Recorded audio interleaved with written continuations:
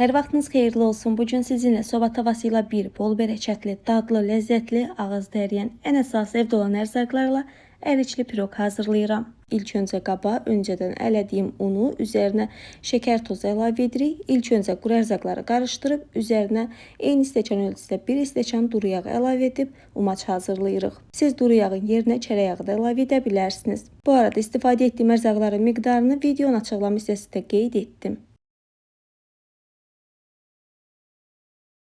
Değerli izləyicilərim, bu məqamda hər birinizdən xahişim kanala abunə olub videonu bəyənməyinizdir. Umaç hazırdır. Qoyuruq kənara. 4 ədəd yumurtanı çəngəllə bir qədər açırıq. Üzərinə 1 stəkan qatıq əlavə edib yenidən bir qədər qarışdırırıq. Yaxşı olar ki, istifadə etdiyiniz ərzaqlar otaq temperaturunda olsun. Ən azından soyuducudan çıxardıqdan 10 dəqiqə sonra hazırlasanız daha yaxşıdır. Umacdan piroqun üzərinə əlavə etmək üçün başqa bir qaba təxminən 3 xörək qaşığı əlavə edib qoyuruq kənara.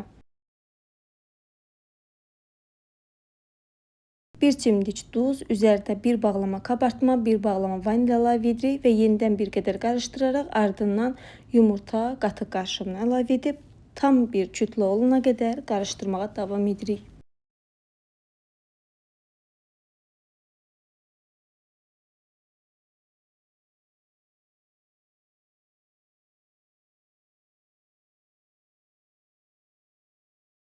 Adından göründüyü kimi mən əriçdən istifadə edirəm. Siz əriyin yerinə çiyələk və ya qeyri meyvələrdən də istifadə edə bilərsiniz.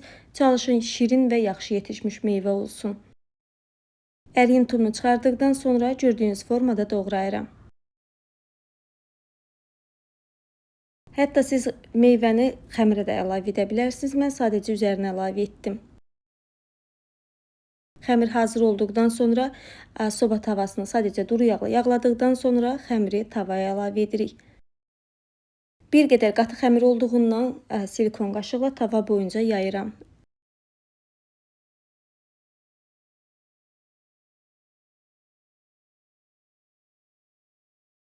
Sonda üzərinə doğradığım əriyi və umacı əlavə edirəm. Öncədən isidilmiş sobada 170-180 dərəcə temperaturda 35-40 dəqiqə aralığında bişib hazır olur. Piroq bişib sobadan çıxdıqdan sonra dilimləməyə tələsmirik. Tam soyduqdan sonra dilimləyib süfrəyə verə bilərsiniz.